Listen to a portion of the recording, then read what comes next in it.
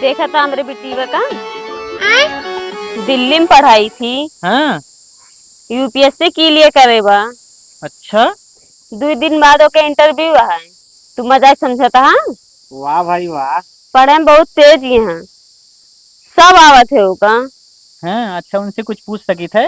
बिल्कुल पूछ सकते थे। चला फिर। चला चल। लेकिन एक क्या सेकंड। बेटा? जी अंकल। मैंने सुना है तुम्हारा यूपीएससी क्लियर हुआ है। जी अंकल। मैं कुछ प्रश्न पूछूं, बताओगी? जी अंकल।